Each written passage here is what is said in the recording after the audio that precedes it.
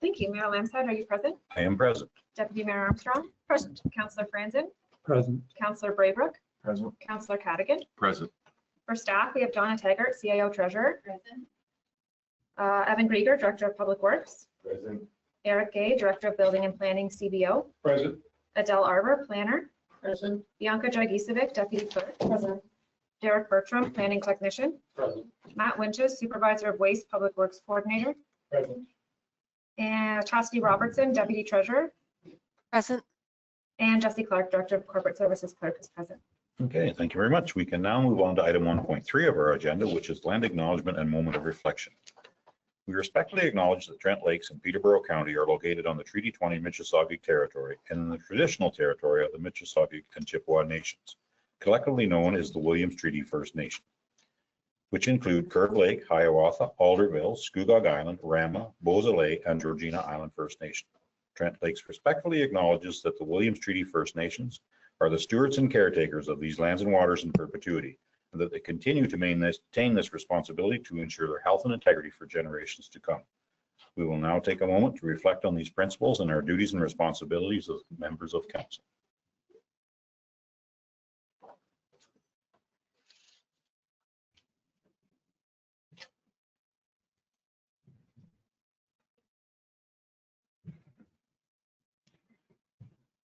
Thank you.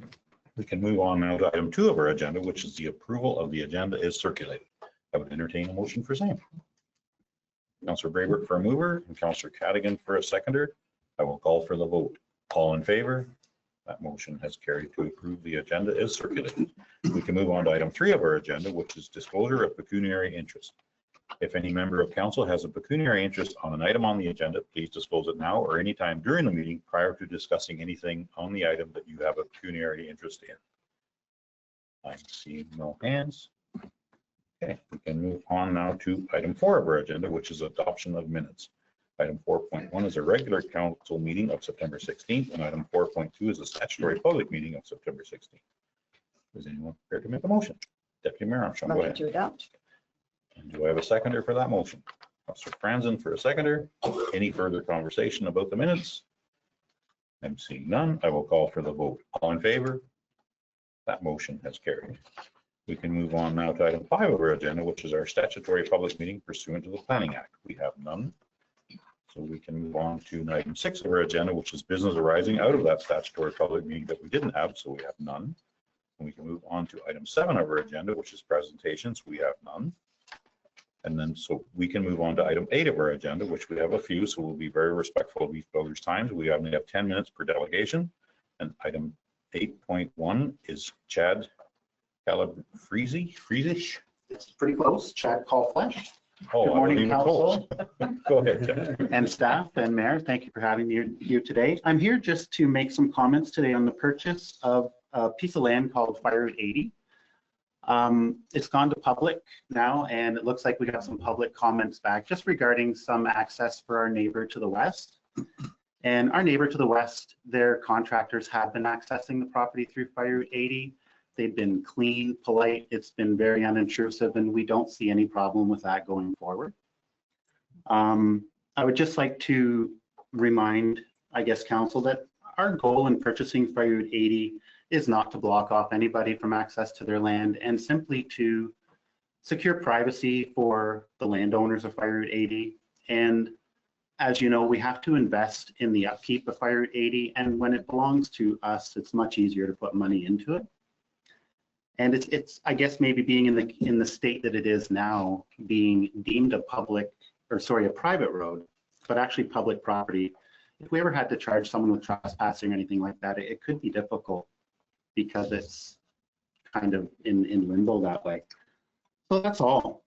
This has been a long time desire of the Fire Route 80 residents to own this fire route, and we thank you for this consideration. Thank you very much. I think we have Tom DeBoer's item 8.2 on our agenda to speak to the same item. Tom, if you could please come to the podium there and state your name for the record, please. Good afternoon, Tom DeBoer, TD Consulting, representing the owner of the property to the west that my previous speaker spoke of.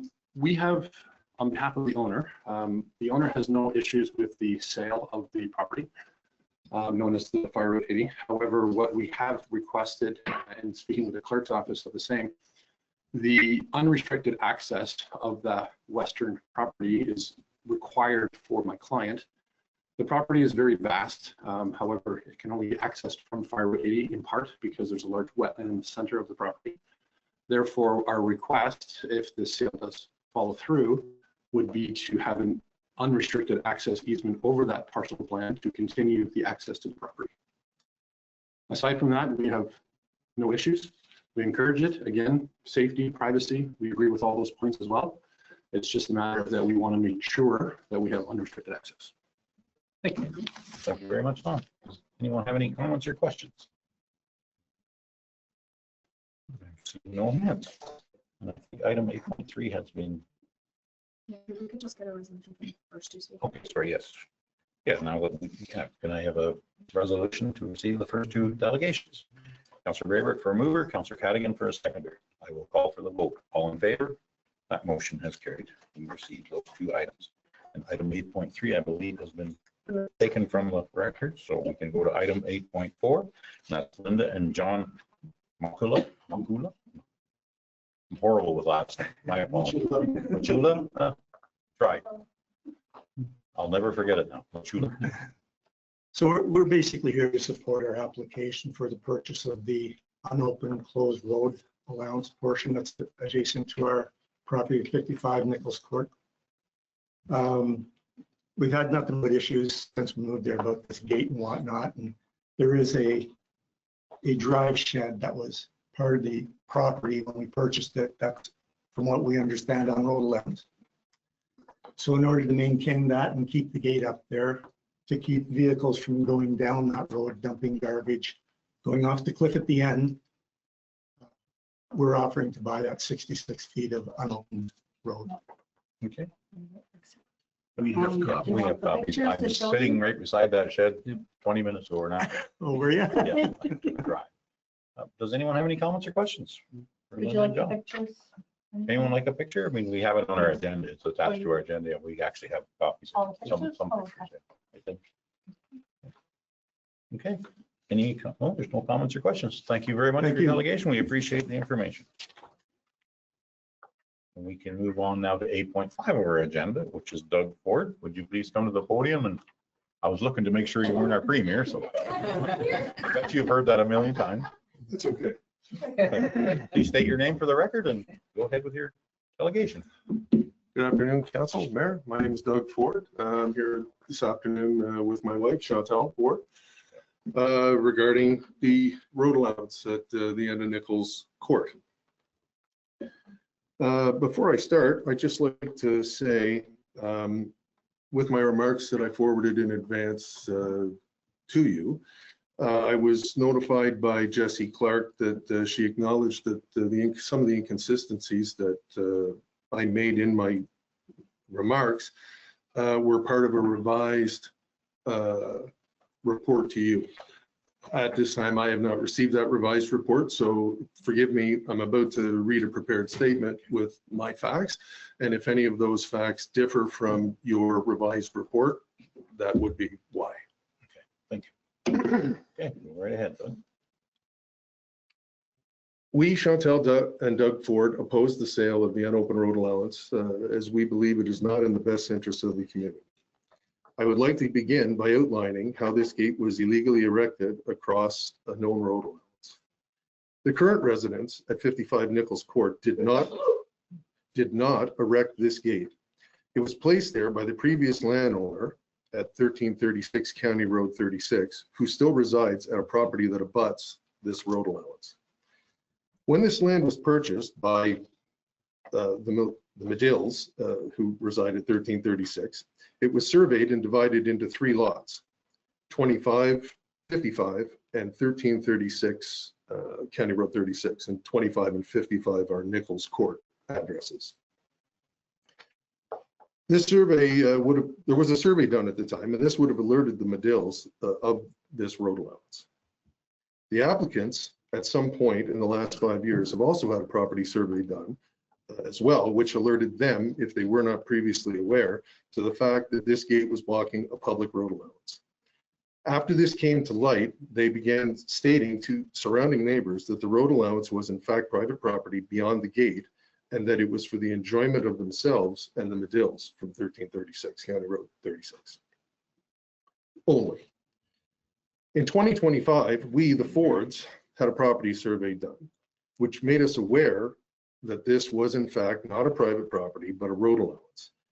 At this point, we requested to the neighbors that the gate be removed. This request was followed up by a complaint to the township, unbeknownst originally to us. We became aware of it only after one of the neighbors from 1336 County Road 36 called me to object to the gate being removed. We then contacted the township to inquire about the proper procedures for moving forward with this. We were directed to file a bylaw complaint. Prior to August 2025, there was a lock on this gate that prevented our access. Since my complaint, the lock has been removed, and during this time, an application for purchase has been brought forward.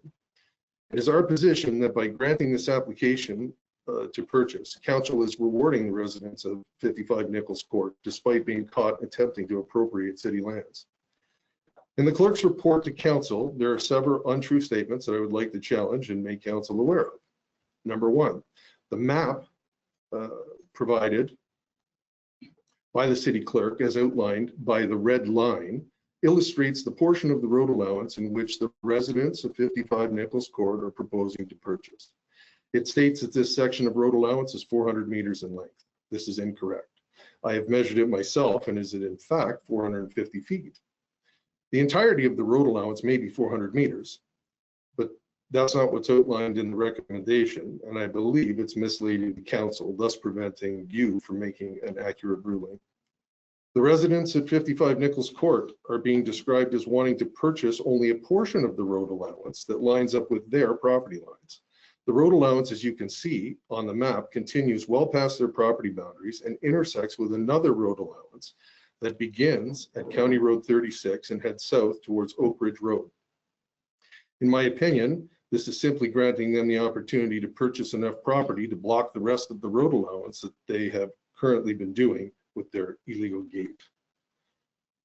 Number two, the city clerk has also inaccurately described a 20-foot drop-off that poses a safety threat to potential passers-by on the road allowance.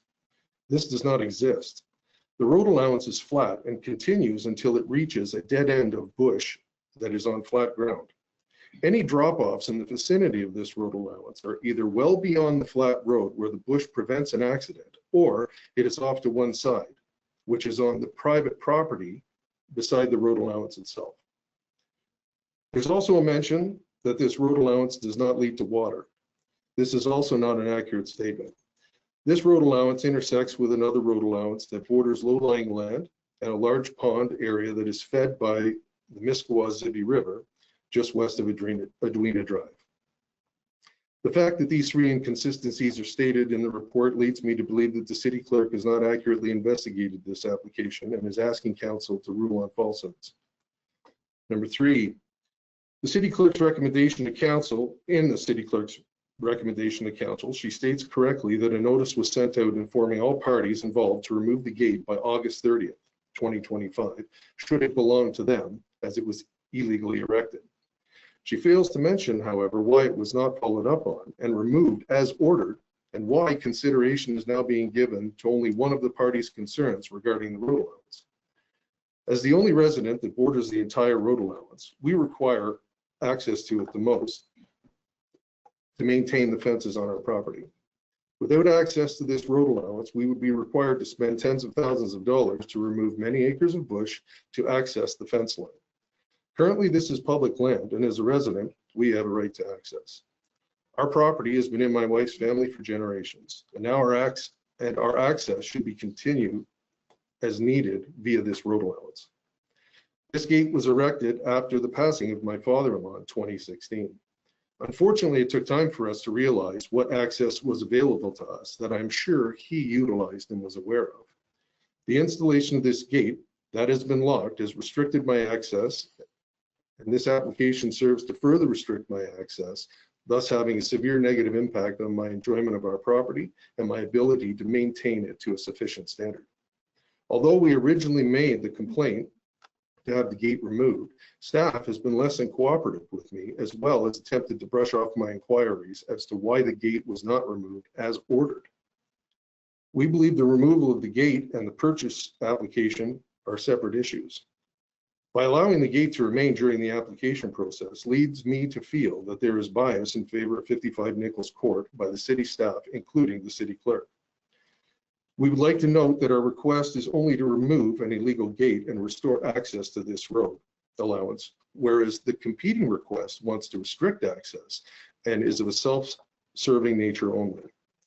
After we became aware that there was an offer to purchase this road allowance, Jesse Clark offered me an opportunity to apply to purchase half of the road allowance so that I could retain my access prior to council's ruling on this. I've instructed her that I will be forced into applying to purchase 33 feet of the southern portion of this road allowance should council rule to sell the land, but that we feel it's extremely unfair that we have to pay to purchase access to something that we currently have access to. This road allowance also gives the local fire department an access into the bush should there ever be a fire. And as we mentioned earlier, it intersects with other road allowances that could be needed in the future for transportation or emergency services or future development, contrary to the clerk's report. This road allowance should remain in the city's hands, in our opinion, and I hope council agrees with our opinion. Thank you. Chantal Ford. Thank you very much, Doug. Appreciate your comments. Anyone have any comments or questions? I'm seeing none. We can move on to item 8. Oh, we would like to get another motion to receive those last 2 delegations about that on 2 items. Councillor Franzen for a mover, Councillor Braybrick for a seconder. I will call for the vote. All in favor? That motion has carried. Now we can move on to item 8.6 of our agenda, which is Conrad Lanuette. Can you please come to the podium and state your name for the record, please? Hi, I'm Conrad Lanuette. I am here with regards to, I believe it's on your guys' schedule here for, Item 9.3, I think. that's right, 9.3, for your guys' development of a municipal lighting bylaw. So just in the most recent, well, it's been 2 years. In the most recent, I believe I sent pictures. I don't know if you guys have them in front of you. I do have timestamps on my phone for those pictures to help. But they are regarded. So that picture right there, we are speaking, that is at 5:40 a.m. And as you can see, there's no visible stars with that lighting at 5:40 a.m. And then if you move to the, oh, this one's perfect too, because you have the adjacent neighbor's house that's lit up also. And you can see the lighting comparison. This is one of the pictures that I took. And then if you slide over, you can actually see how bright it is for the whole night. So the one picture I took was in the morning. And you can see my hand on the wall with the shadow that it casts through my house. And I am across the bay, roughly 550 yards. And then I took a picture at night. And if you observe that picture, you can actually see when the lights were off, you can see all the stars. So I investigated, and your guys' light bylaw has changed. And I am understanding, yes, this picture here, look at the stars. You can see, and that's why everyone comes here to basically, you're in the country, you enjoy the nighttime, it's not the city. And the neighbor here still was, they get up early just like me, their lights are on. So you can see the contrast difference of how bright those lights are.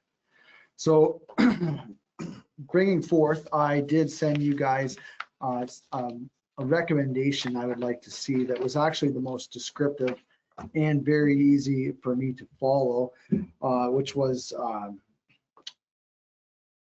a township of Muskoka Lakes. They have a very in-depth bylaw. I don't think ours may need to be as in-depth, but it was easy to follow and easy to understand the structures of lightings, and it gave me a very good idea of how things should be set up. And I thought, well, that's very wise, because when you start researching light, you realize that the new thing is a light bylaw, because there's light pollution, which goes into neighbors. So this is one of the things that I brought forth to council, so they may be able to review it and be able to grab some ideas that will better help our council on installing a new bylaw. There is the next one, but I believe I tried to send it. I don't know if you got it, about the dark skies bylaw.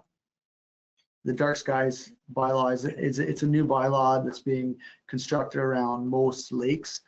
All around Ottawa area has already adopted the dark skies bylaw. Muskoka Lakes has adopted it, which I believe this one's part of. There is Lake St. Joseph, and I believe actually just recently in my findings, Boyd Island or Big Island on Pigeon Lake, which owned by Kawartha Land Trust, they have the dark skies bylaw for that island, which I don't know if you guys knew that or not, but I didn't know that until I've lived in the area, and I didn't know that until just recently.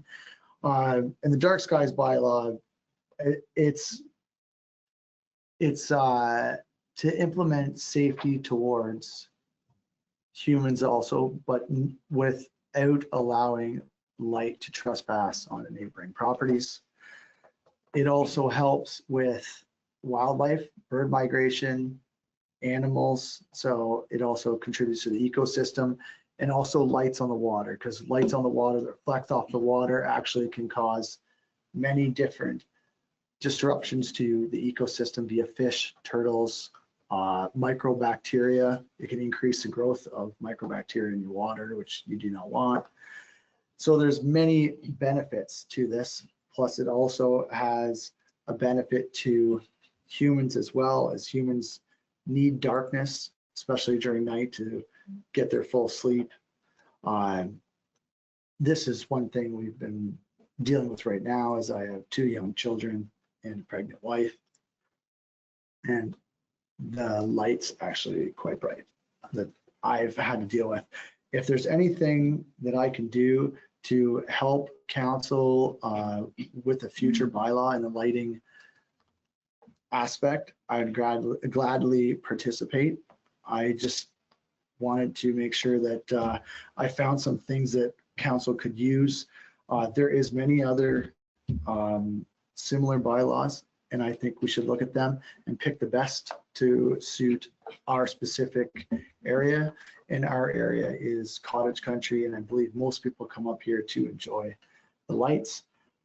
One thing that I would like to point out is it's called fully cut off lights, which allow light to, a perfect example is if you had a cup and the light's up inside it, and it just allows the light to come down, which eliminates any trespassing of light.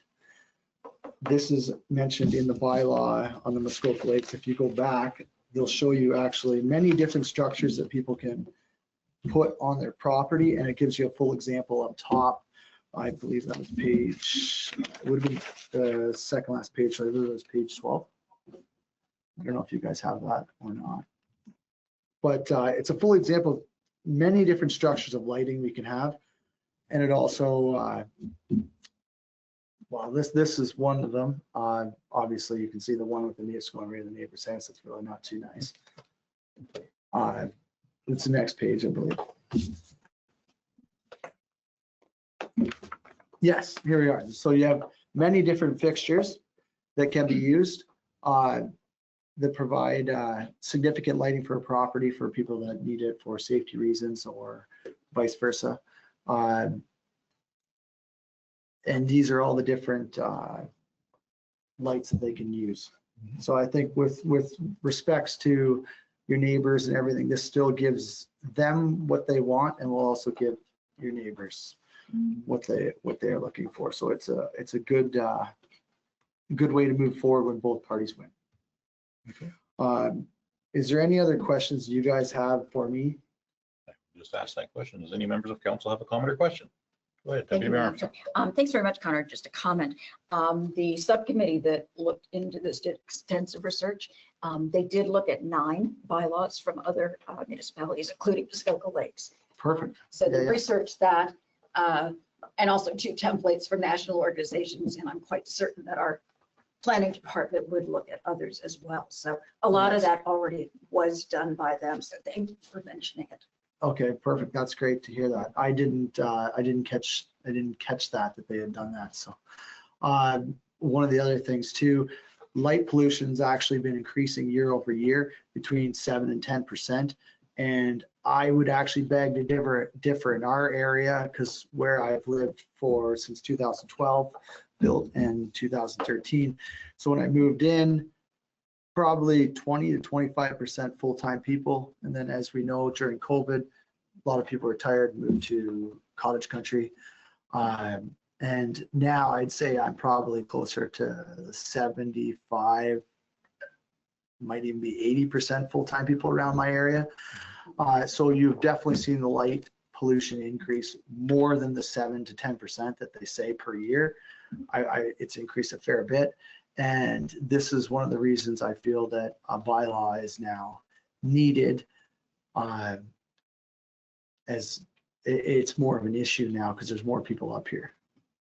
So, and there's been a lot more building going on and additions and everything, which means more people are moving this way. So. Councilor Braber, go ahead. Thank you, Chair. Thanks very much, Conrad. With that 70–80% increase in people around you, have you noticed any like trespass? Yes. Yeah. Well, there's been a few. There's an Airbnb behind us, which I know a lot of people have problems. I've had minor problems. Usually you just go over and have a polite word with the neighbors and or the people that are visiting.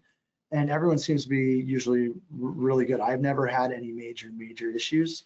I have had the most recent one is these people that have, and you know what, I'm okay with it. I understand cottage country, everyone comes up, it's the weekend. They'll leave their lights on from the time they get here on Friday until Sunday. And the lights stay on 24 hours. And I'm okay with that because I realize people come up here and they enjoy this area, and I own a business here, and those people are the ones that keep me busy. So I realize that I do need to be understanding. Plus, everyone wants to come up here. 1, I think they like it to get away from the city. 2, obviously, it's way more nature. There's more trees, more wildlife, more stuff that families can do, more family oriented around this area. So I have definitely seen an increase, and an increase in the light pollution. And like the most recent one I showed you, like that was 14 days straight of those lights. They never shut off once. So, and I did go over and try to talk to them. They weren't even home. And I just wanted to have a polite conversation, be like, can we turn them off at night and for no reason? And then I should add into this, under a little more research too in the bylaw, there should be a suggestion and a frame of the number of lumens, which can be converted to watts also. So people have a guideline for their outside. There's no need for a 500 watt outside light, even if it was with the proper light fixture, because it's just so bright. They should be anywhere from about 50 to like 185 for like more of like I'd say like a street lamp light. And that's just as suggestions. You can get brighter ones. I don't see a need for it, but because like I said, it will eventually, if they don't have proper fixtures and proper things, to cause light pollution and cause light trespassing. But yes, no, there's been a large increase in the area. Not as much light pollution, just certain people in certain areas. Okay. Any other comments or questions? No, seeing none. Well, thank you. Very, yep, go ahead. I just want, Yep, does go ahead. anyone else live on the water and see what lights, like, does anyone else have? I mean, you and Joe? Yes. Yeah, so now if someone has their lights on across the lake, you can see it. And light travels very fast, as we know. And you can also tell if someone's got a little fire going, you can tell a lot. But when you have very bright lights, what's it like? Annoying. Yeah, especially when you're up here and it's the middle of the night and it's 1 a.m. Yeah, you don't know your neighbor's phone number. That's right. That's right. Well, there certainly is some ideas about that, some direction of lights, there's aluminum's light, there's the softness of light, there's a whole bunch of great ideas around that are moving more into our area too. So I think that's something to look at in our future. Yeah, and your guys' bylaw, you used to have a light bylaw where it was similar to Municipality Lakes, where you had to be lights off at 11 and you turn till the next sunrise. And then lights could come back on again. So I was hoping that down the road, there'd be a very similar bylaw. Okay, thank you very much for all your comments on your research and your help and images. Thank you. Okay. Is anyone prepared to make a motion to receive the delegation? Councillor Cadigan for a mover, Deputy Mayor Armstrong for a seconder. Any further conversation? Seeing none, I will call for the vote. All in favor? That motion has carried. Okay, we can move on now to item 9 of our agenda, which committees and boards. Item 9.1 is Environmental Advisory Committee meeting of September 4th. I don't know if anyone would like to speak to that item. No, we can receive all 3 of these, or no. Yeah, sorry, we can only do the 2. And 9.2 is the library board meeting of June the 13th. We can speak. Go ahead, Councillor. Great. Motion to receive 9.1 and 9.2. Okay. I have a seconder for that motion. Councillor Cadigan for a seconder. Any further conversation about those 2 items? Seeing none, I will call for the vote. All in favor? That motion has carried. Now we can move on to 9.3, and I think Matt Winges, our Supervisor of Waste and Public Works Coordinator. Would you like to speak to this item, please? Good afternoon, Mr. Mayor and members of council. I'd like to start by thanking Mr. Lanier for presenting my report for me.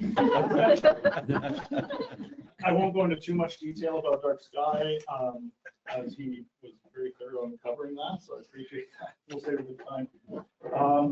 I will say that in terms of financial, I should start saying, I'm here to report on behalf of the Environmental Advisory Committee regarding the development of a municipal lighting requirement.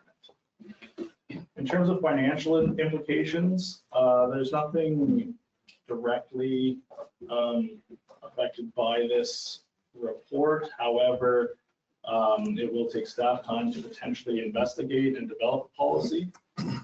And depending on what that policy looks like, it may result in financial implications for the municipality or potentially residents.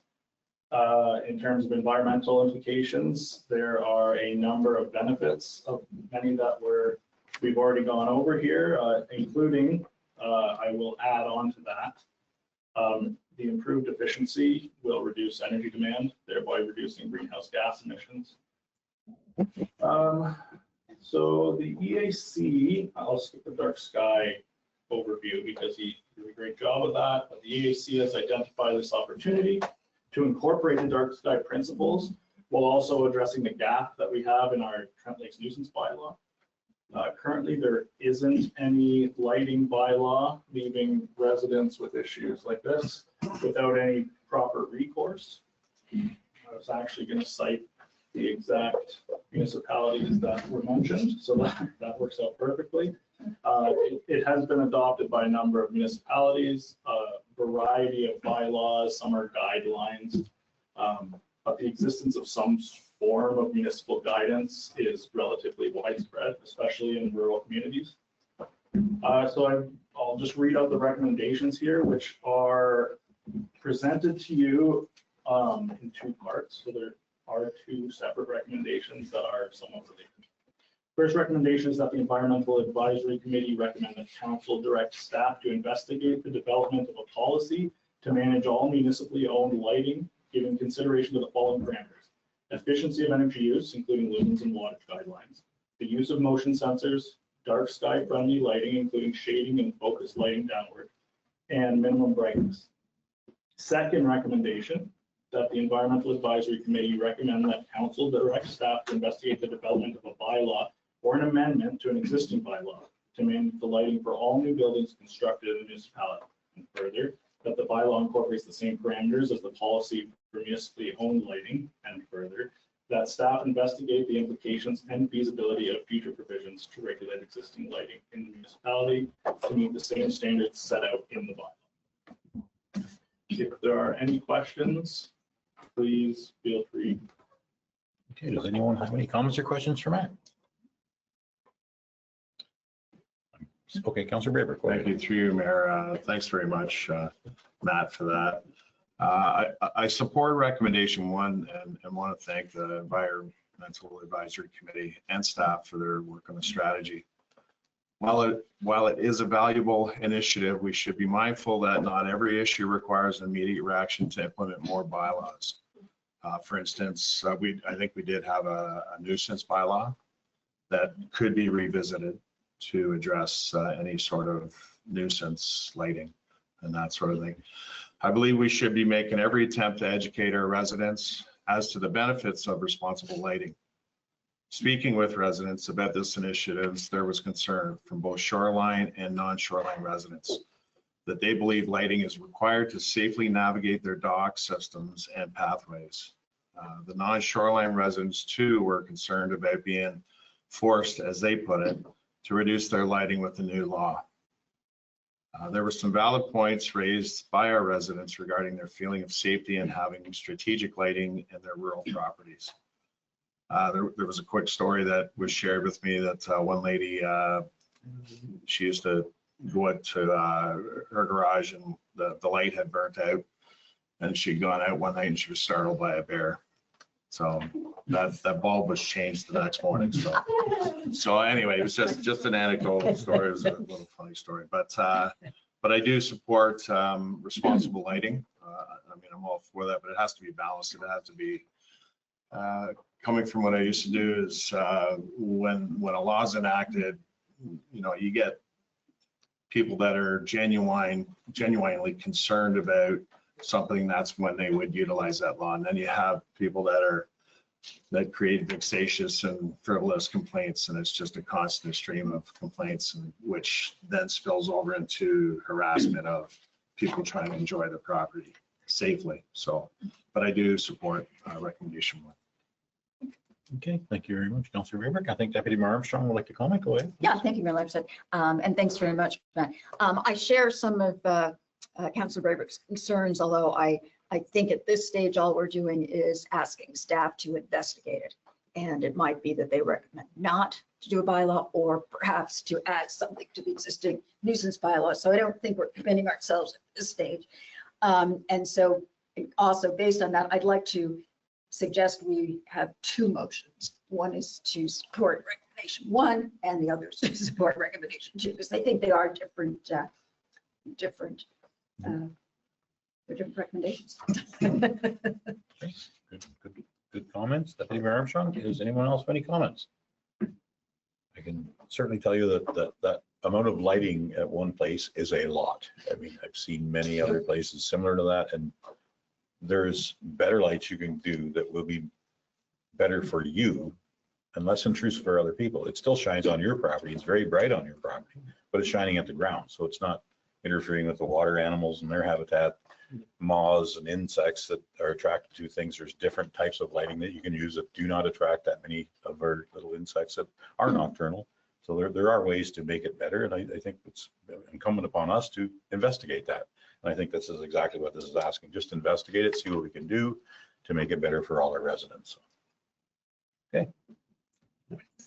Just Go ahead, comment. Councillor Trent. The lighting can be annoying. We have a neighbor that their whole yard is lit up all year round, day and night. Doesn't matter if there's a power outage, lights are still on. And I know my mother complained because she can hardly sleep because it shines right in her window. I just have one further comment. I didn't know my wife talked to Councillor Braybrook about the bear that she met in the yard because I didn't change the bulb. So I will get that done. Okay, so any other comments about this item? Thank you very much, Conrad, for all the information you've provided us. I would entertain a motion. Go ahead. Deputy Mayor Armstrong, go ahead. Thank you very much. And I'll tackle the first one, which is to receive the report on behalf of the Environmental Advisory Committee and to support the first recommendation, which is to direct staff to investigate the development of a policy to manage municipally owned lighting. Do I have a seconder for that motion? Councilor Braybrick for a seconder. Any further conversation about that item? I'm seeing none. I will call for the vote. All in favor? That motion has carried. Okay, we can move on to the other idea for a motion. Is anyone recommendation? Is anyone prepared to make that motion? Seeing Deputy Mayor Armstrong, go ahead. Since I'm on a roll, I'll make a motion, again, that we receive the report on behalf of the Environmental Advisory Committee and that we direct staff to investigate the development of a bylaw or an amendment to an existing bylaw to manage lighting for all new buildings constructed in the municipality. Yeah, I think we stress that all new buildings, right? Okay. You a seconder, Councilor Franzen, a seconder? Just a question. We got a mover and a seconder. Any further conversation? Go ahead. Yes, thanks, through you, Mayor. Could there be a friendly amendment to include revisit, I know you mentioned revisiting specifically a nuisance bylaw? Certainly. So, or an amendment to an existing bylaw such as the nuisance bylaw. Does that do it? Okay. Okay, you're okay with there's a seconder? Okay. Any further conversation? I'm seeing none. I will call for the vote. All in favor? That motion has carried. Okay. Thank you very much. Council for those decisions. We can move on now to item 9 of our agenda, which is committees and boards. Environmental Advisory Committees from September the 4th, 2025. Sorry. Oh, apparently I'm done already. So we are now at 9.4 of our agenda. This is why I have to put marks on my agenda. The liaison reports for council boards and committees. Does anyone have any liaison reports? I'm seeing none. We can move on to item 10 of our agenda, which is staff reports. Item 10.1 is Public Works, and 10.1.1, Matt Widgets, our Supervisor of Waste and Public Works Coordinator. Would you please speak to this item, please? I would love to. As you may or may not remember, the transition period for the Blue Box Program Producer Responsibility Organization contract ends on December 31st of this year, and a new long-term contract must be agreed upon. We were given an offer of roughly $100,000 annually to cover the costs of our Blue Box program, which was less than half of what we have received in the previous contract. They assured us when questioned that this was based on a provincial average, an average level of service. Myself, Evan Grieger, Donna Taggart met with staff virtually and basically made our case as to why that would not be sufficient. And then I offered to present them with a detailed accounting of our costs, and I sent that to them, which they accepted and were surprisingly accepting of. They came back with an offer of roughly $172,000 annually, and this is based off of last year's amounts, although it will vary slightly depending on some small factors like gas prices. But while it is lower than what we received previously, we feel it's an acceptable offer if we're taking into consideration the fact that other municipalities are being faced with significantly lower offers, even significantly lower second offers, and the deadline is approaching.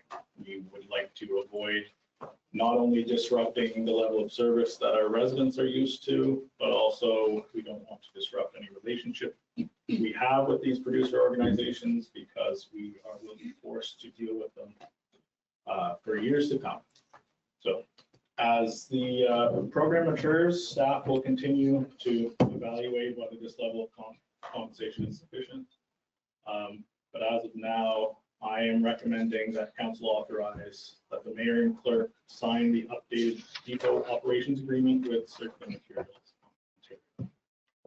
Okay, excellent. Thank you very much, Matt, for the report. Anyone have any comments or questions? Councilor Braber, go ahead. Thank you, through you, Mayor.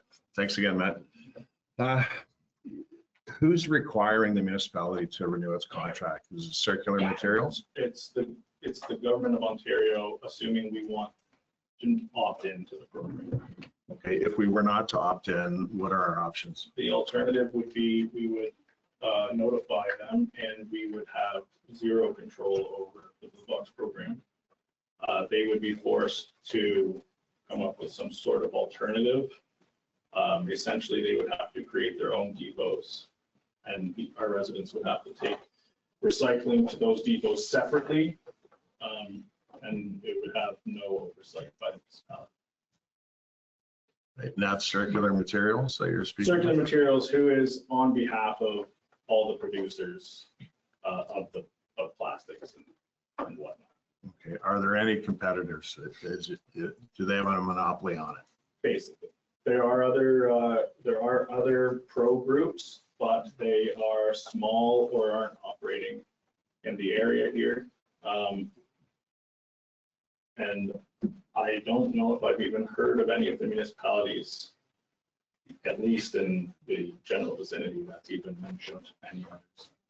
We've got no offers, I think. Right, okay. Just one more question. Just go ahead. These are there. This is the time. Did they, Circular Materials, give you a reason for going from 208,000 to the initial renewal offer of 100K? The original offer was that they had,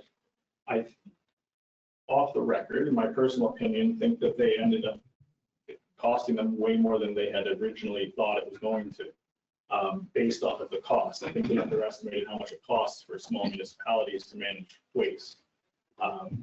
But their reasoning was that they took a provincial average of what it costs for depot-only communities to dispose of or to manage the waste system, at least the Blue Box system, and came up with this number, although they've refused to divulge where they got that average from. Right, just to follow up. So they went from the 100,000 to 172,000, and in your report you say that's sort of closer to a manageable amount. Right. What was the actual cost? The actual cost I have here was, and this was an estimate that we came up with for prices 2 years ago, roughly 260,000. So it is significantly lower than what we, the estimate is that we spent. Right, so that 172,000 augments that total 260, is that what you're saying? Or? Right. So a lot of the costs are rolled in together since we have both Blue Box and waste at the one site. And so staffing costs, essentially everything was cut in half, assuming that Blue Box was half of the work that the staff did. And, we had to take into consideration maintenance of the site, any new programs we have, everything that goes into it. And it was, somewhat difficult to determine an actual solid number, but roughly we estimated about. Thank you. Thanks, Matt. Any other comments or questions? Well, just one further clarification. So the taxpayers are paying about $100,000 for the Blue Box still, if we accept this agreement at 172. That's correct. Thank you. And any other questions before this is a very, very difficult topic throughout the county of Peterborough.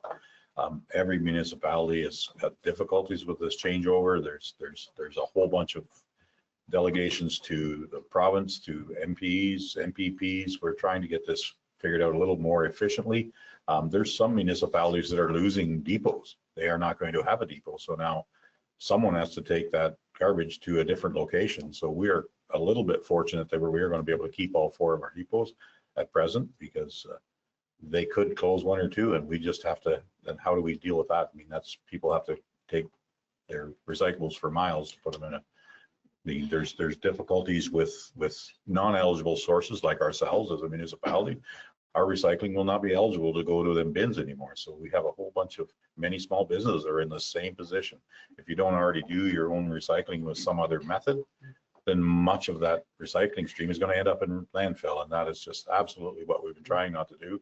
I think Trent Lake's been a leader in recycling over the last 4, 5, 10 years. We recycled 61% more of our refuse than we used to.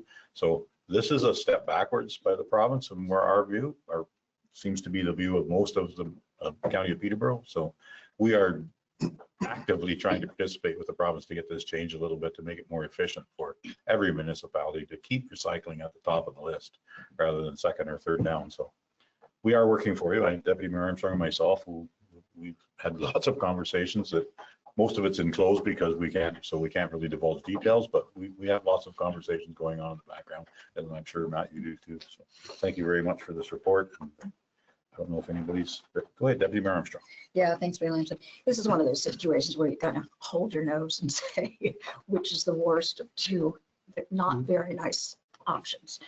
And unfortunately, I think renewing the contract is the better of the two alternatives, because we're at least have some continuing oversight over this process. And thank you for your efforts in negotiating at least a better deal. Not exactly what we want. So in light of the fact that, we're up against a wall and the other choice of getting out of the contract is worse for our residents and ourselves, I'll make the motion that we receive the report and we authorize the mayor and clerk to sign the updated agreement with CMO. Okay, do I have a seconder for that motion? Yeah, Councillor Cadigan for a seconder. Any further conversation regarding the motion? Seeing none, I will call for the vote. All in favor? That motion has carried. Okay, thank you very much. Thank you very much, Matt. Okay, we can move on now to item 10.2 of our agenda, which are recreation facilities. We have none. 10.3 is fire and emergency services. We have none. 10.4 is building and planning. And 10.4.1, Derek Bertram, our planning technician. Would you like to speak to this item, please? Thank you. And through you, Mr. Mayor, members of council, today we have a report and bylaw before you for the lifting of 1-foot reserve on Edwina Drive. The owner, Darren Wakefield, has submitted the request as a condition of provisional approval for consent file B125, which is for the creation of a new lot. The registered plan submitted with the request is identified Part 2, measuring 7.96 meters in length, being the strip of land that shall be incorporated into the municipality's road system as the public highway. Staff have not identified any financial or environmental impacts with the request, and it is staff's recommendation that council receive the report from the planning technician and planner, and that council support the approval of the bylaw to lift the 1-foot reserve. Okay, thank you very much, Derek Bertram. Does anyone have any comments or questions for Derek? Councillor Braber, go ahead. Thank you, through you, Mayor. I'll make a motion to receive and to support staff's recommendation. Do I have a seconder for that motion? Councillor Franzen for a seconder. Any further conversation about the motion? Seeing none, I will call for the vote. All in favor? That motion has carried. Thank you very much, Derek. We can move on now to item 10.4.2 of our agenda, which is Adele Arbor, our planner. Would you like to speak to this item, please? Thank you. And through you, Mr. Mayor, the municipality is in receipt of a letter from Christine Carter of Carter Law, and she is requesting an extension to draft plan of subdivision and draft plan of condominium approval for another 3 years for the development known as Buffalo Bay. Draft plan of subdivision and draft plan of condominium approval were given by the Ontario Land Tribunal on October 26, 2022. Buffalo Bay proposes the development of 16 residential lots and 6 common element blocks. Typically, it takes many years for a plan of subdivision to come to fruition with all the many draft plan conditions that need to be satisfied. Ms. Carter's letter identifies that the owner has been in the process of obtaining an overall benefit permit to satisfy one of the many conditions. An overall benefit permit is required under the Endangered Species Act from the Ministry of Natural Resources and Forestry. This permit is required prior to any site alteration or any development commencing on the lot. Therefore, it's being recommended that council receive this report from the planner regarding their request to extend Buffalo Bay draft plan of subdivision 15T 16004 and draft plan of condominium 15CD 16002, and further that council supports a request to extend draft plan approvals for another 3 years, and that the county be advised of this recommendation. Okay, thank you very much, Adele Arbor. Hey, does anybody have any comments or questions for Adele? Deputy Mayor Armstrong, go ahead. Thanks very much. Thanks, Adele. I think it's the right thing to do to extend it. But my question would be, if we denied it, then I'm assuming the requester would appeal that, and that would go to the OLT. Is that what the next steps would be? Through you, Mr. Mayor, the county of Peterborough is the approval authority for plans of subdivision. So the municipality would, in this case, if you were suggesting that it be denied the request, it'd be up to the county whether they approve it or not approve it. And yes, the final alternative would be for the owner or the applicant to appeal it to the OLT. I didn't like the decision. Right. Thank you. That was just for information only. Thank you. It's a item that's been before the OLT before, and they have supported their development. Councilor Cadigan, go ahead. Through you, Mayor Lamb said, Adele, do you have any concerns that we should be aware of about this project? Through you, Mr. Mayor, no, I don't. As I follow the OLT proceedings, and many of the discussions were about the preservation and protection of species at risk. And they've been in the process of trying to get this permit from the ministry for quite a long time since that hearing. And it's not something that's been taken very likely that it would happen quickly, because the ministry has eyes on the project and making sure that everything's protected before the project proceeds. Thank you. Thank you. Okay, any further questions? Councilor Francis, go ahead. Just a comment through you, Mayor. I have concerns about this development. I have concerns about the environment. It's a very environmentally sensitive area with duck habitat and turtle habitat and that. And I wouldn't be able to support this recommendation. Okay. Any other comments or questions? Seeing none, is there anyone prepared to make a motion?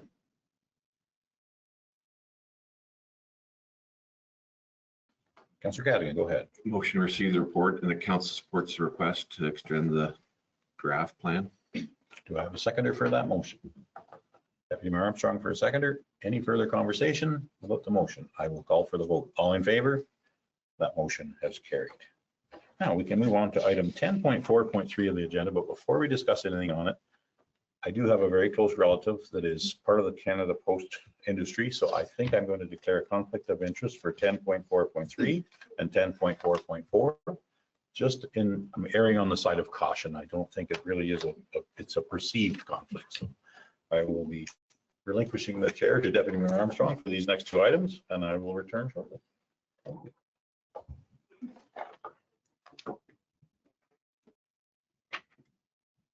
Okay, I hope Mayor Lebs had left his notes here. So Adele, if you would like to proceed and, I'm sorry? I have the same problem as Terry. My daughter works for Canada Post, and I feel that it may be of pecuniary interest. Okay, then. So we'll excuse Councillor Franzen. We still have quorum.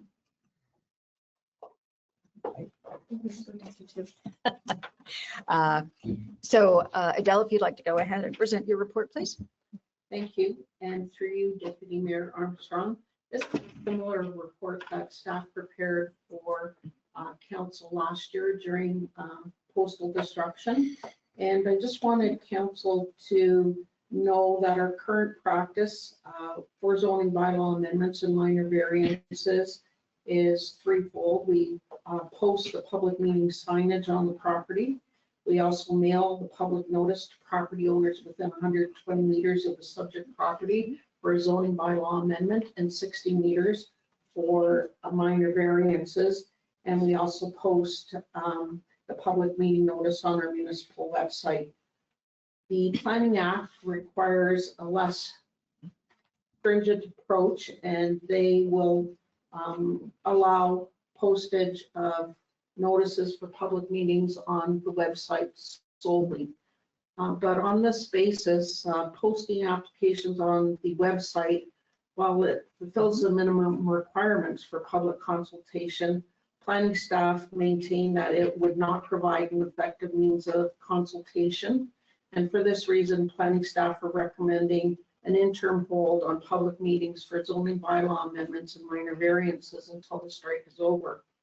The only exception for this proposed temporary moratorium would be zoning bylaw amendment applications that are required to satisfy a condition of consent, as these consent applications have also gone through a public consultation process at the county level. So it's a similar process we did the last time during the destruction of the postal service, and so we want to maintain and continue with that process.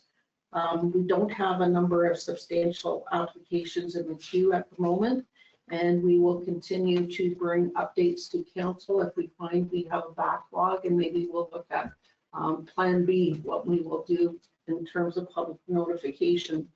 As council is aware, on September 16th, we had a public meeting for an official plan amendment and a zoning bylaw amendment for a proposed plan of subdivision on County Road 49.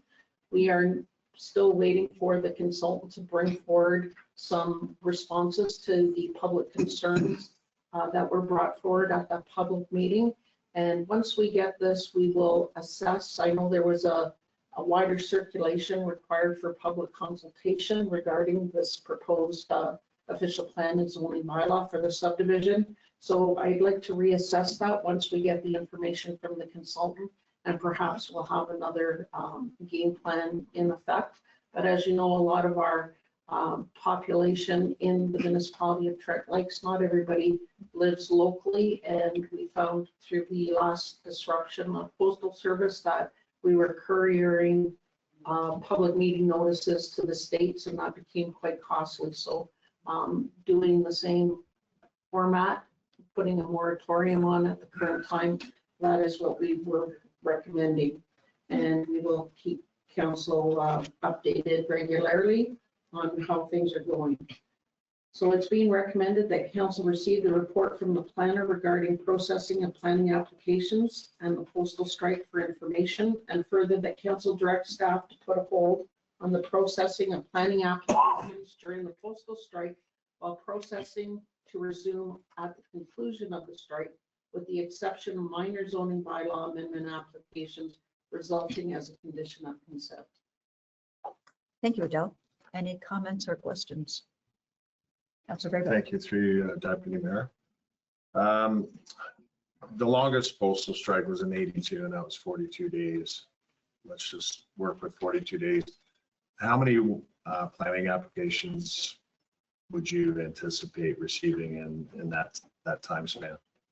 Are you able to say, just in your experience, just ballpark? Through you, Deputy Mayor, it's kind of on a cycle. I know at this time we may be slowing down a bit. The summer rush is over. We've processed all the applications we have in place. We do have a number that are results of a consent, so those will be coming forward. We have public meetings that will be scheduled very shortly for that.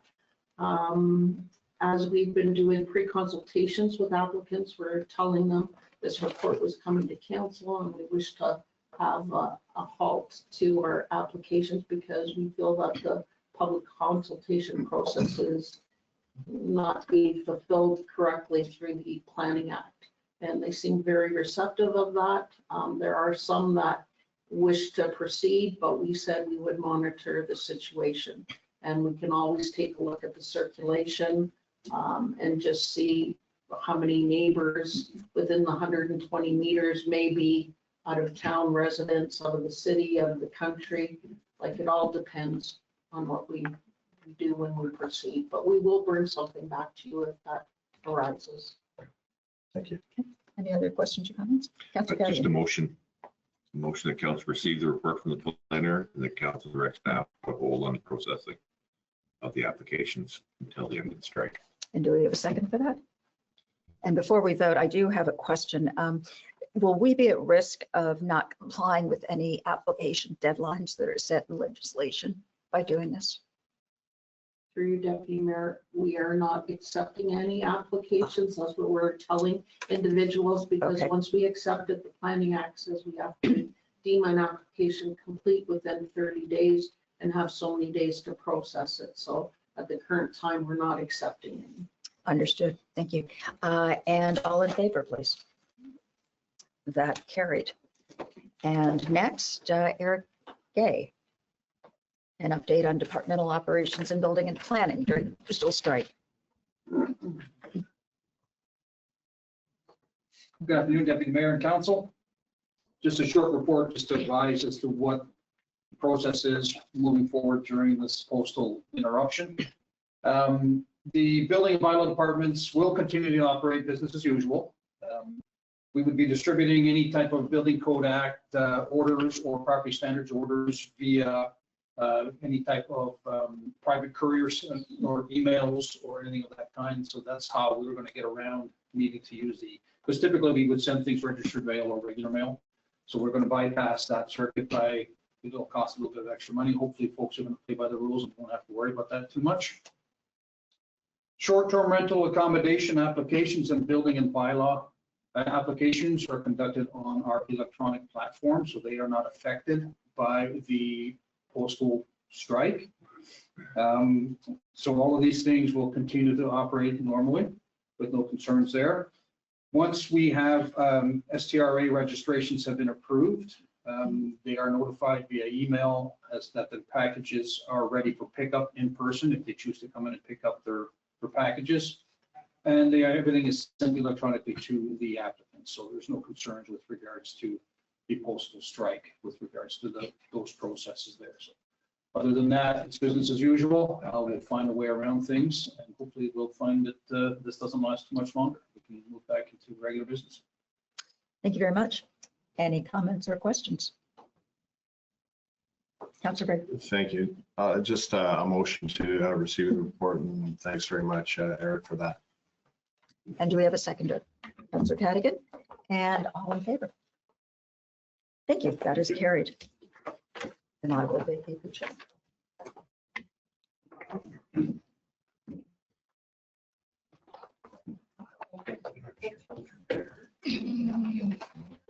We're going to go for lunch.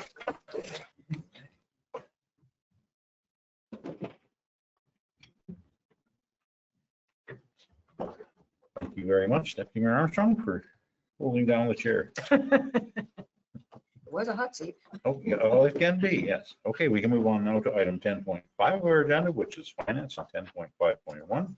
Donna Taggart, our CEO treasurer, is already at the chair. Can you please speak to this item? Thank you, and through you. So before you is an update to the financial plan for the water systems as required under Ontario Regulation 45307. So a 6-year financial plan must be prepared as a condition of the municipal drinking water license renewal under the Safe Water Drinking Act. So a drinking water license is issued by the province for the operation of a municipal drinking water system. And the plan before you today is in alignment to the asset management plan updated by the Ontario Clean Water Agency in 2024. So the plan does show that over the next 3 years, expenses, including amortization, are in excess of the water rate revenue, which was a finding in the updated asset management plan. There is a plan to continue to increase water rates annually in keeping with the annual asset performance and spending. So therefore, the request is that council receive the report and that the 6-year financial plan be approved and made available to the members of the public upon request as required under Ontario Regulation 45307. Thank you. Okay, thank you very much, Donna Taggart. Does anyone have any comments or questions? I have to. I think you're heading back. Okay. Thank you. I didn't Councillor want to Franzen. interrupt Don, so. Okay. It's Councillor Franzen exits. Is there anyone else that has any comments or questions about Donna's report? Councillor Braber, go ahead. Thank you, through you, Mayor. I'll make a motion that council receive and support staff's recommendation. Okay, do I have a seconder for that motion? I see Councillor Cadigan for a seconder. Any further conversations regarding the report? Seeing none, I will call for the vote. All in favor? That motion has carried. We can go and get Councillor. Thank you very much. Bianca?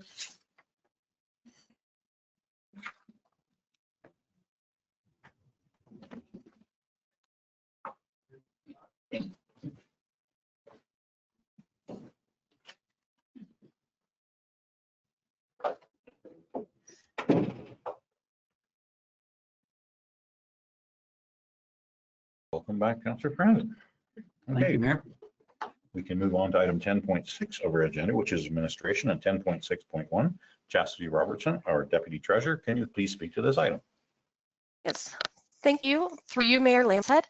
The health and safety policy is reviewed on an annual basis. It has been reviewed by Harbor Human Resources and Management. The recommendations have been incorporated into the attached amended policy and have been highlighted for reference. I am recommending that council receive the report and approve the attached policy. Okay, thank you very much, Chastity. Does anyone have any comments or questions regarding this report? I'm seeing no hands. Councillor Braber, go ahead. Thank you, through you, Mayor. Make a motion that council receive the report and that council approve the amended version. Okay, so I have a seconder for that motion. Deputy Mayor Armstrong for a seconder. And now we can go to anyone have any comments or questions regarding the report? I'm seeing none. I will call for the vote. All in favor? That motion has carried. Now we can move on to 10. Thank you, Chastity. We can move on to item 10.7 of our agenda, which is corporate services, and 10.7.1. Bianca Dragicevic, our deputy clerk, would you like to speak to this item, please? Thank you, and through you, Mayor Lambshead. This report outlines the comments that were received after the public notice was posted and circulated for the sale of land known as Fire Route 80. Staff have received a comment from Tom DeBoer, who's the agent for the westerly landowners, requesting that an easement be granted to allow access to his agent's properties from Fire Route 80. And council heard both the delegations today from both Tom DeBoer and the applicant, Chad Kalfleisch, regarding this application. Should council approve the sale, the applicants will be required to provide a reference plan detailing the property to be purchased and to obtain an appraisal of the fair market value of the land. They will also be required to apply for a rezoning application with the planning department to rezone the benefiting lots from rural residential to rural residential private access, as it will be the only means of access to the property will be a private road. So it is staff's recommendation that council receive the report and that council declare Fire Route 80, previously known as Old Highway number 36, as surplus to the needs of the municipality. The council authorized the stop-up and closure of said road allowance, and council authorized the sale to the adjacent landowners, Chad Kalfleisch, Carter McCracken, and Dave Prosser, pending the completion of rezoning application and subject to the registration of the easements to all property owners along Fire Route 80, including the westerly property owners. Thank you. Okay, thank you very much, Bianca. Anyone have any comments or questions for Bianca regarding this report? Councillor Cadigan, go ahead. Through you, Mayor, there was some confusion about one of the letters we received from previous owner, Wheatongues. And the letter gave me the impression that they felt they owned the road allowance. Go ahead. Through you, Mayor Lambshead. That was related to 10.7.2, which was subsequently removed. Okay, Yeah. Thank you. Different item on our agenda. Okay, any other comments or questions? Councillor Braber, go ahead. Thank you, through you, Mayor. The fourth recommendation there, I just want to ensure that the statement that says subject to the registration of easements to all property members and that satisfies Mr. DeBoer's concern.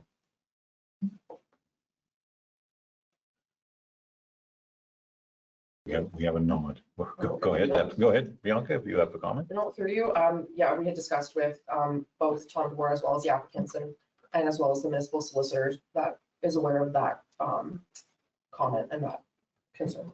Okay, thank you. Thank you very much. Any other comments or questions? I'm seeing none. Is anyone prepared to make a motion?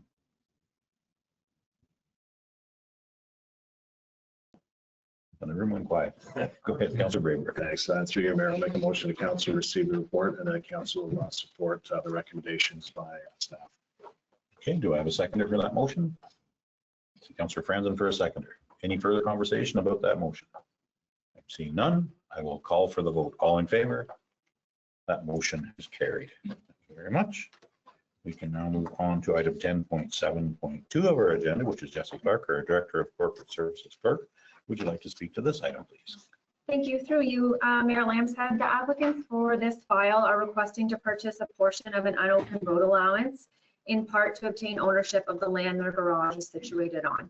The land they are requesting to purchase is an unopened road allowance and is also the location of the old Burley Falls Bob Cajun Road. We heard delegations today from the applicants who expanded on their request, as well as the neighbors to the south who explained their preference to have the land stay in municipal ownership. The sale of this unopened road allowance was determined to be in accordance with the policy, as the road allowance does not provide an existing or potential public access to a lake by leading to the water's edge and is not necessary to accommodate future transportation needs. This request was circulated to all municipal departments, and departments were supportive of the recommendation to sell this portion of unopened road allowance. Staff recommends that council support this application to purchase an unopened road allowance and proceed with the application process, and advise the applicant will be responsible for all costs. Thank you. Okay, thank you very much. Just to be clear, which application are we talking about? Because application 10.7.2 and 10 has been removed, so we're not talking about 10.7.2. Correct. So we are talking about plots 2506. Correct. Okay, thank you. Okay, any comments or questions from members of council regarding this item? Councilor Braber, go ahead. Thank you, through you, Mayor. Just a question to our staff, whoever that may be, whether it be Evan. The garage that's currently there and the fence, whose responsibility is that for upkeep or otherwise? Or is it grandfathered in? Thank you, through you, Mayor Lambshead, to Councilor Braybrook. So currently, that is sort of the issue where we're dealing with it. So right now, it would be probably have to, double check with what the lawyer would suggest, but because it is on our property, it would be our responsibility. It would be our liability, even though we've identified that we have not put it in place. I would assume that, like I said, I would have to confirm with their lawyers, but we would be responsible for both. Okay. Right.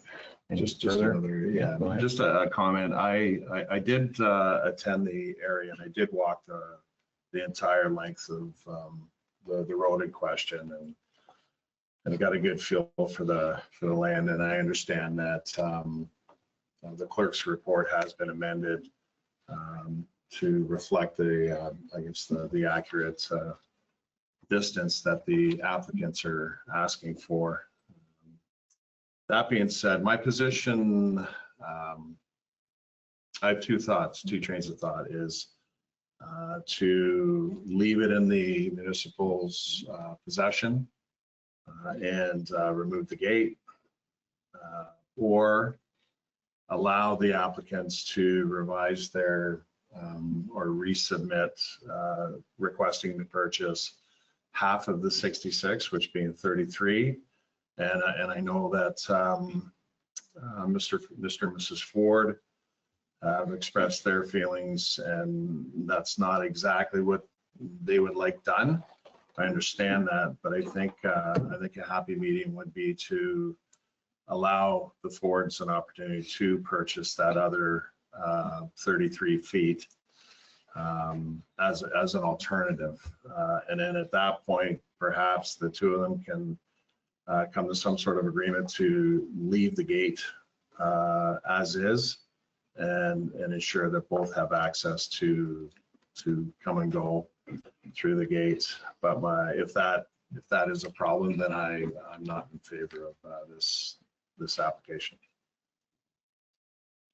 Okay, thank you for your comments, Councilor Braber. Councilor Franz, Those go are ahead. the thought, the very same thoughts I had, and I would support the recommendation that Councilor Braber made. Was that a recommendation? Well, then we're still having discussions. We haven't got a motion yet. No, so- if you're willing to make it a Sure, motion, sure, yeah. I would second that Okay, motion. let's be very clear on our motion here because Yes. we don't want to put staff in a position where Yep. Are we keeping the 33 feet to the, I will call it south, in municipal ownership or?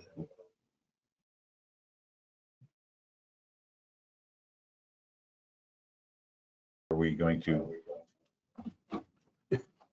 I think you need to plug your mic back in there. Sorry, we're having a little technical difficulty in the municipal. So, What I have. Well, we may need to shut off your electronic device. I never realized how horrible my voice sounds.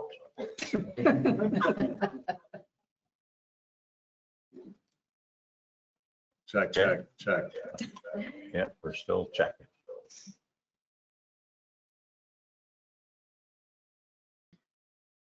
Okay, I think we're there, Marlis. Thank you. Okay, so we're back to a motion. Go ahead, So Councilor. through you, Mayor, so you're looking for a motion. We are looking for a motion unless there's further questions, but I think we should have a motion. Is there any, I'm just interested in my two thoughts. I'm interested in what Councilor Cadigan and Deputy Mayor Armstrong have, what their feelings are towards it. Do we have a comment or not? And if you don't, it's not necessary if you don't want to, but. I'm happy with the recommendation from staff. And I would ask Councillor to please repeat his two. It's a convoluted motion. Well, I wasn't. I know, it really wasn't prepared as a motion. Well, through you, Mayor, yeah, it was more of a comment, and my thoughts. And I'll repeat the thoughts is, I'm not in support of the motion. Or if both the applicant and the Fords are agreeable to submit an application for purchase of 33 feet each, and then work together to resolve the fence issue. If it were in both their possession, then it would only be an issue of dealing with two entities to resolve that. I think that would resolve the gate issue and then go from there. So, okay. I don't know if that was a clear motion or it was more of a statement motion. Yeah. I think you probably need a little more. Wait for that. I feel like your motion is stating two exactly opposite things, so I would need you to clarify which one you want to go with. All right, so my motion would be to reject this current application and to suggest a new motion being allowing the applicant and the Fords to submit an application to purchase 33 feet each. Right now, the application is for the applicant for 66 feet of the an open road allowance, and I'm proposing to split that in half so that both of the property owners have access to, the Fords have access to their complete property as well as the Machulas.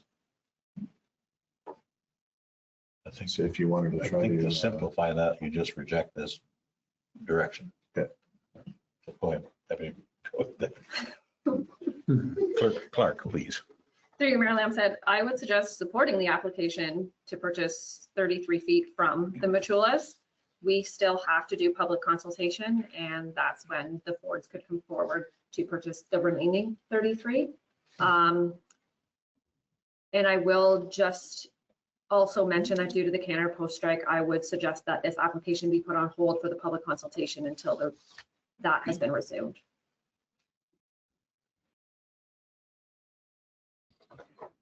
Okay, Deputy Armstrong, go ahead. Just responding to the request for comment, first of all, I'm confused. But secondly, I think we're suggesting or imposing a solution that may or may not satisfy both parties. And so I don't want to be in the position of making that suggestion or imposition on them. So I'm uncomfortable with the proposal, even though we haven't moved forward with that as a motion.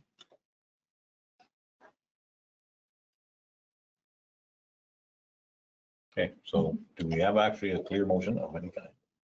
Go ahead, So Councillor another, Brave. another question through you, Mayor, to our clerk. So this current application is requesting to purchase 66 feet, the complete road allowance, is that correct?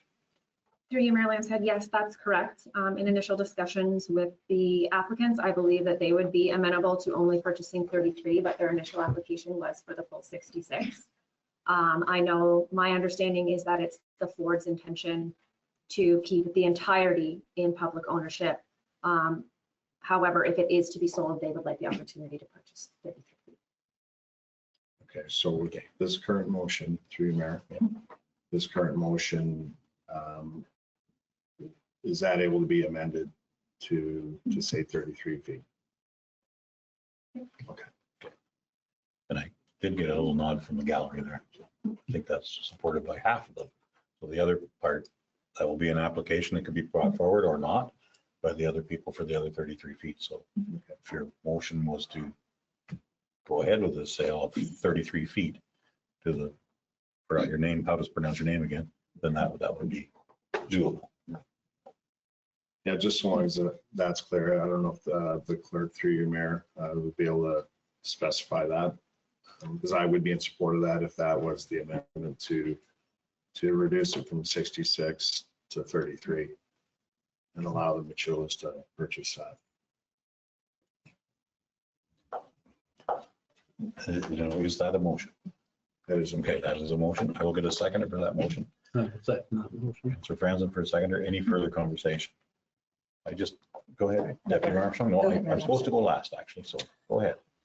I was just going to repeat that I would prefer to either defer it and let the applicants come back with a mutually acceptable proposal rather than going ahead with the motion. So I will not be voting for it. Go ahead, Councilor Cadigan. I would have the same comment. I think that we're unnecessarily confusing the issue with this motion, and I think that staff recommendation is a better one. Okay. Thank you for all those comments. My only question was, like, I'm 100% in favor of selling 33 feet to each ownership or selling 33 feet to the people that have applied. And if the other people choose to, they can apply and probably purchase it, or it can stay in public hands. But I question, where is the building? Is it on the property that's wanting to be purchased now by this application? Okay. Yes. Okay, that solves the problem that I was thinking of. Okay. So we have a mover, we have a seconder. Any further conversation?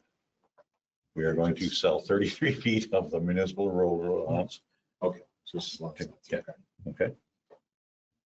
Any further comments? Seeing none, I will call for the vote. All in favor? That motion has carried. Okay. Thank you very much. We can now move on to 10.7.4 of our agenda, which is Jesse Clark, our Director of Corporate Services and Clerk. Would you like to speak to this item, please?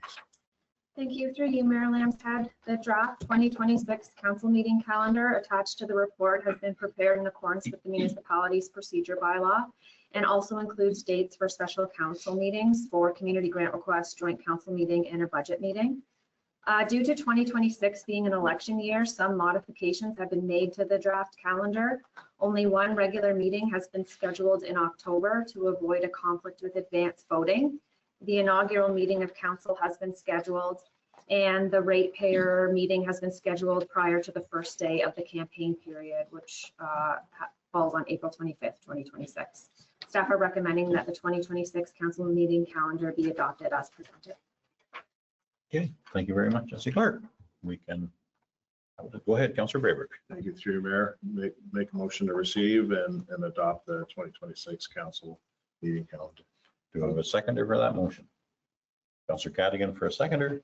Any further conversation? I'm not going to say it, but I would like to have no meetings in October because it's going to be very busy for election time, but I will support your motion. I will call for the vote. All in favor? That motion has carried.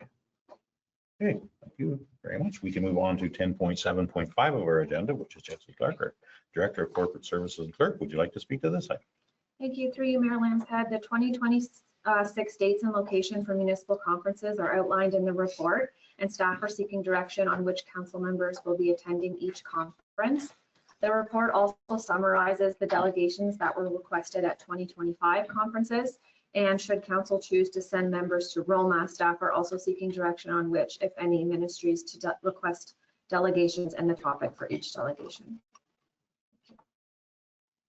Okay, does anyone have any specific, I believe I'm attending AMO with the county, and I do believe you are as well again this year, because I did not make it this year.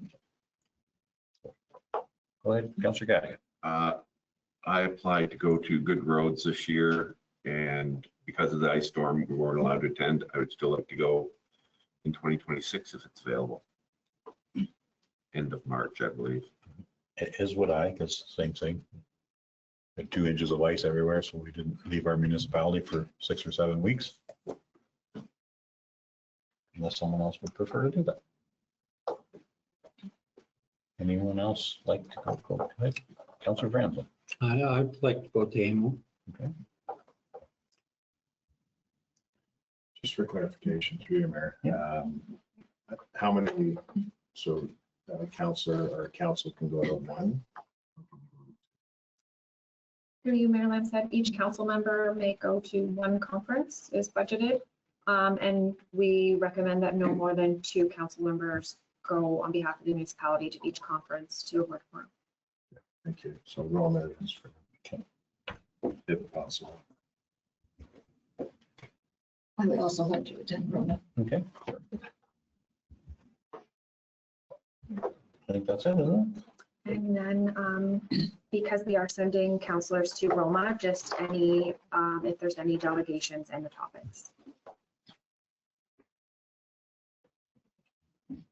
Certainly would like to talk about Blue Box recycling program and non-eligible resources, because that is an extremely difficult topic that we are going to be faced with January 1st, 2026, where when you take something to our transfer stations, it will not be accepted from a business or a municipality or many different things. And we need to make sure everyone knows that and knows that that's a ministry directive, not something that Trent Lakes is trying to do. Thank you. Yeah, through you, Mayor. I agree with that, the Blue Box, but I'm also interested in, I don't know whether our fire chief is available. I'm also interested in the Solicitor General regarding firefighter certification, whether anything's changed from the presentation that we did last year, or there's any sort of feedback from last year that needs to be brought up to the ministry. Any issues? I don't know if our chief's available for comment.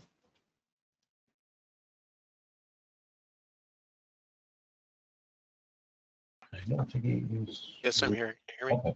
Yep, yes, we can. Go ahead. Through you, Mayor, Councillor Braybrook. There hasn't been a lot of change from the delegations that have been presented. There has been some funding made available, but it's not necessarily made available for these certification purposes. It's been more for cancer mitigation measures, stuff like that. There has been some training monies available, but it's through the grant process and whatnot. But we have been successful at that stuff, so it has definitely helped. But nothing has changed on the certification side yet. Thank you. Okay.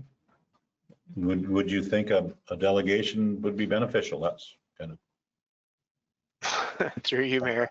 No, we Absolutely, absolutely. I'm going to change my mind this year, and I think every bit that we put forward shows that we're trying and we're doing our darndest to do what we can do to meet this this deadline.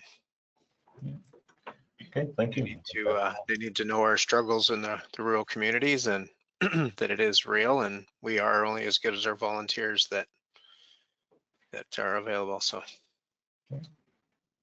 go ahead. Thanks, Chief. Through you, Mayor. Are we able to do 2 delegations?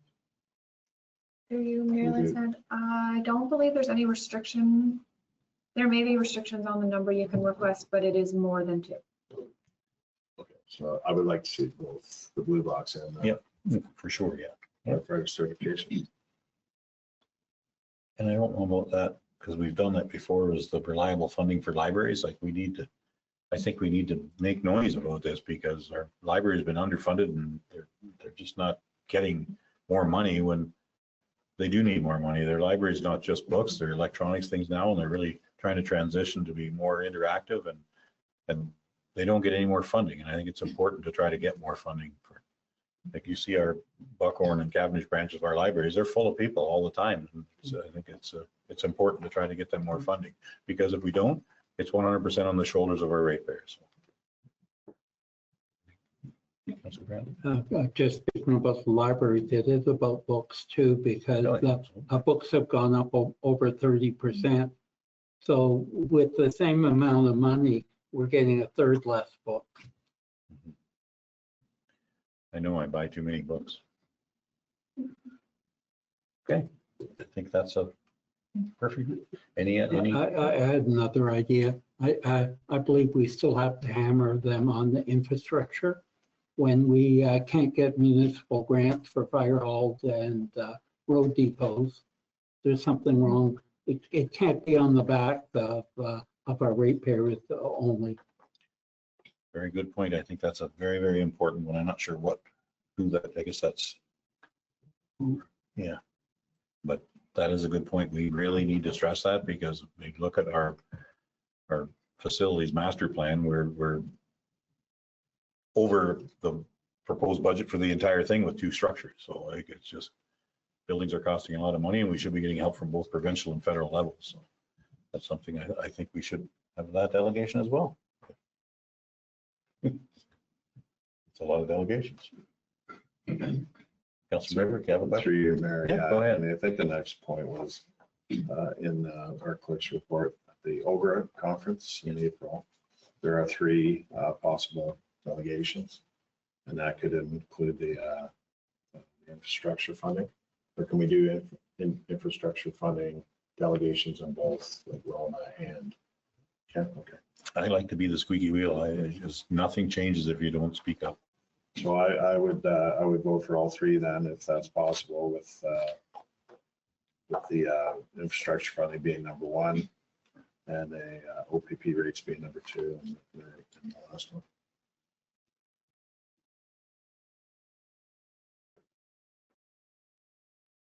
This is very important that we make sure we know which ones we're doing and we let some of our MPPs know which ministers we're going to go talk to, because if they know, we have a greater chance of getting to see that minister rather than just a no. We hear so many no's. Grieger, I think you have a question. I have a question. Thank you, Mary Ann, said through you to, I guess, either Councilor Trent or Councilor. Speaking of municipal infrastructure, Councilor Graybrooke referenced roads, but Councilor Trent didn't seem to be more focused on facilities. So if it's roads, I'm just trying to prepare myself to get these written. So I just was wondering, are we more focused on roads? Because we do get some funding through the gas tax and stuff for roads. However, municipal buildings, there seems to be less. So I'm just trying to get an understanding of what council's intentions were regarding that. Through you, Mayor, could we do both? I mean, it's infrastructure is infrastructure. Instead of just roads, like do both. I agree. I don't see an issue of melding the 2 together. And I mean, there is a nexus between the 2 of them. So. And as we grow, we need more roads, better roads for our ratepayer, that's for sure. Through Mayor, perhaps the Good Roads Conference would be the place to present about our roads issues. And I'd be happy to do that.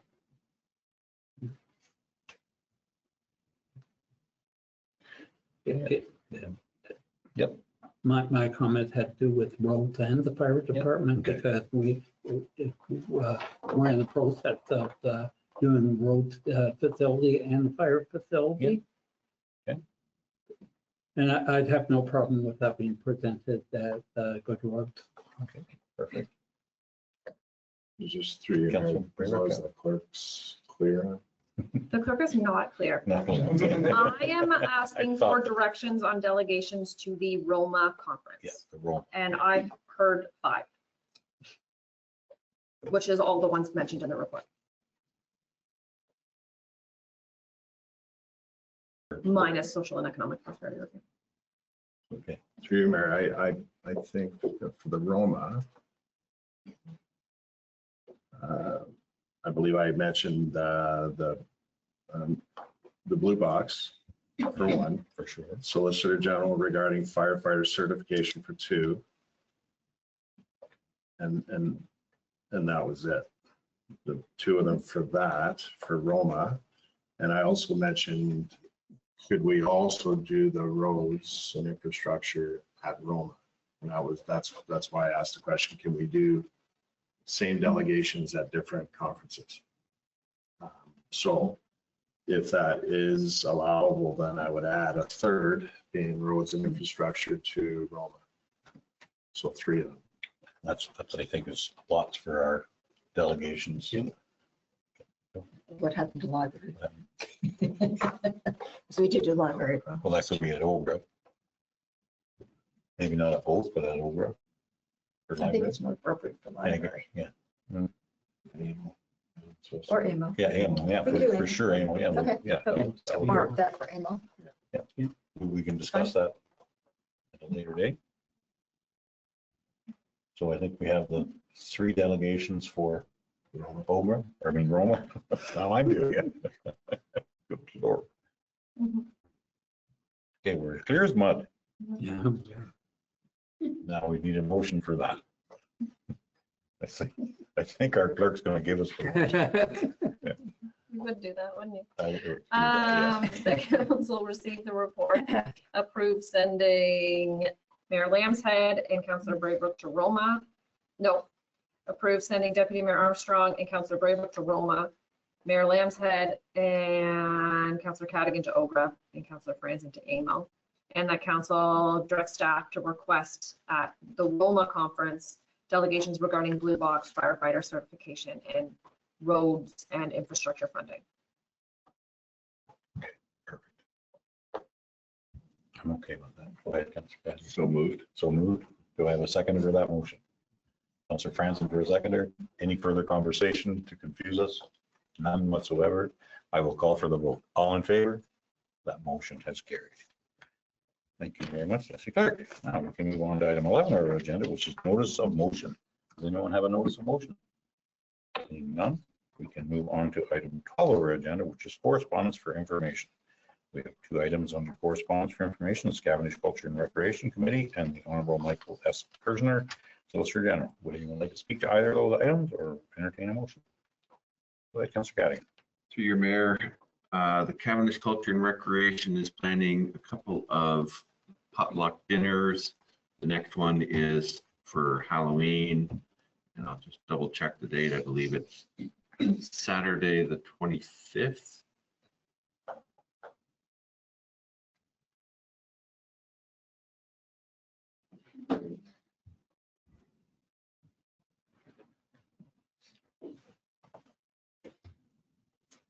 My calendar. Just want to let you know that that's not Halloween. No, but that's when the potluck is going to be Yes. prior to Halloween, Okay, perfect. Saturday evening. Okay, thank you, Councillor Cadigan. Councillor Franzen, go ahead. Yeah. Councillor Cadigan was good enough to invite me to the Cavendish meeting.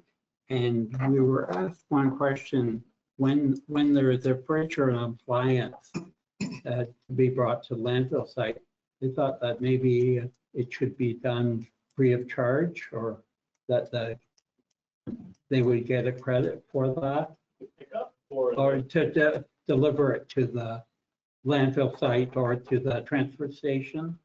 Let's say a fridge or an appliance that has Freon in it, they're charged, and then it seems kind of silly to charge a municipal structure for delivering something to the municipal transfer station. it's something we can do. Yeah. Through you, Mayor, just to build on that, we do have to pay to remove that freon, so that's what that costs when they drop it off. Yeah. They're covering that cost to remove it. So Yeah. it's one of those.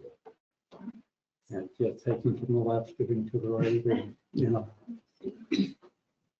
Okay, we can rest assured that'll be looked at, I think. Any other comments or questions?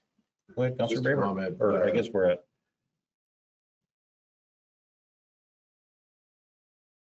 somewhere on the agenda. Correspondence for Or information. correspondence for information, there we go. Yeah, I was just dealing with Cavendish. Yep. Councillor Franzen's comments. I mean, there's a lot of, if if you just look at Kijiji, or I'm sure there's a lot of residents that know people that will come and pick up. You know, there's so many metal drop-offs. There's a lot of people that will come here. Yeah. And pick up, you know, then they deal with the Freon. I think Councillor Cadigan and I are going to take it to the transfer station.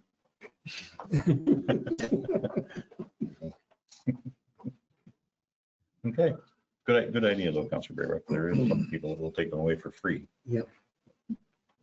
Just my hope is that it actually gets properly disposed of then.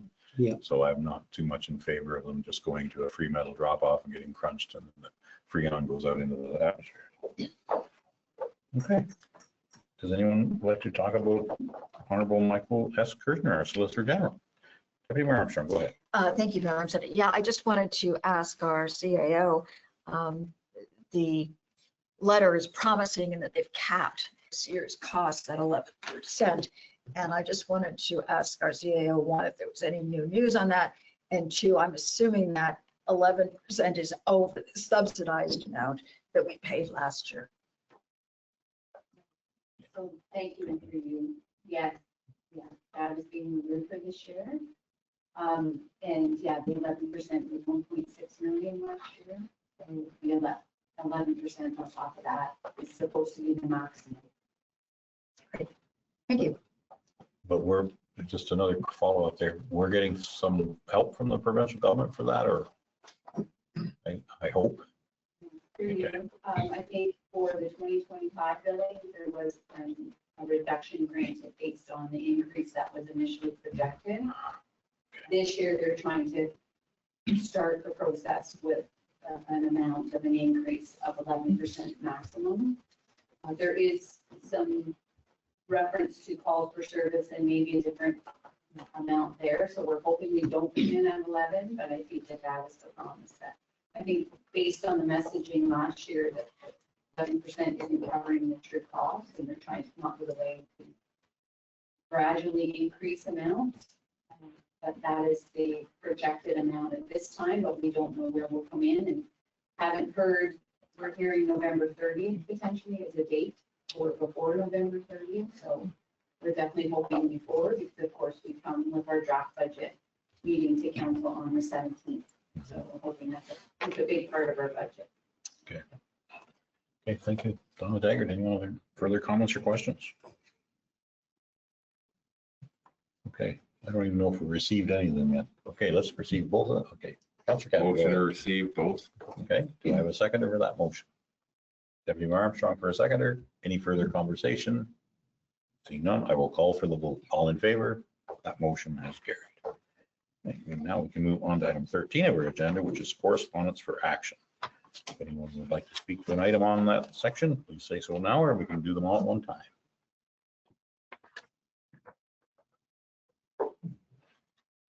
Deputy Mayor Armstrong, go ahead. Motion to receive 13.1 through 13.6. Do I have a seconder for that motion? Councillor Cadigan for a seconder. Any further conversation? I'm seeing none. I will call for the vote. All in favor? That motion has carried. There, now we can move on now to item 14 of our agenda, which is bylaws. 14.1 is bylaw B 2025-081, lifting of the 1 foot reserve. So, if anyone would like to speak to that or is prepared to make a motion?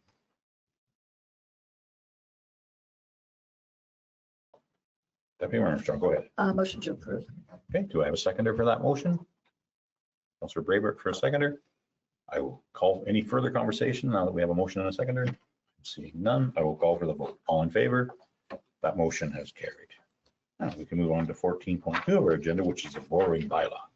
Anyone like to speak to that or prepare to make a motion? Councillor Brayburke, go ahead. Motion approved. Do I have a seconder for that motion? Councillor Cadigan for a seconder. Any further conversation about the borrowing bylaw? Seeing none, I will call for the vote. All in favor? That motion has carried. We can move on now to item 15 of our agenda, which is announcements, which might have been a more appropriate spot to have our last conversation. Go ahead, Councillor Cadigan. No, sorry. Okay. Councillor Brayburke, go ahead. Thank you. Just to let everybody know, Lakehurst Hall is hosting a roast beef dinner on November 29th. It's a Saturday.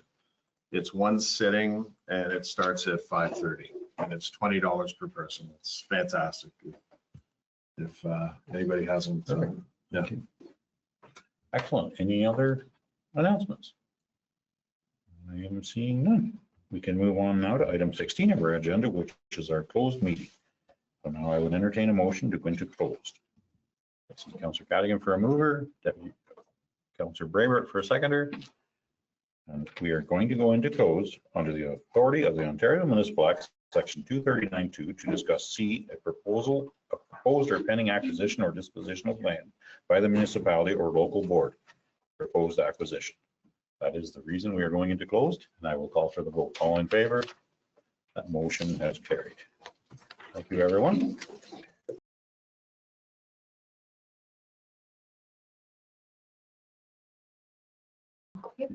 Okay, we can now move on to 16.2 of our agenda, which is rise from closed. And I will entertain a motion for same. Councillor Cadigan for a mover. Deputy Mayor Armstrong for a seconder. I will call for the vote. All in favor? That motion is carried. We are back into our regular meeting. And we can move on to item 17 of our agenda, which is business arising from our closed meeting. Item 17.1 is the adoption of the minutes from our September 16th meeting. We can entertain a motion. Councillor Franzen for a mover. Motion from Councillor Cadigan for a seconder. I will call for the vote. All in favor? That motion has carried. We can move on now to item 18 of our agenda, which is the adoption of the confirming bylaw. Item 18.1 is the confirming bylaw. Would anyone be prepared to make a motion? Councillor Cadigan for a mover and Councillor Brayber for a seconder. I will call for the vote. All in favor? That motion has carried. We can move on now to item 19 of our agenda, which is adjournment. Would anyone like to make a motion to adjourn? Councillor Franzen for a mover. Councillor Brayber for a seconder. I will call for the vote. All in favor? We are adjourned. Thank you, everyone in the gallery, both virtually and physically. Thank you, staff. Thank you, council. We are adjourned.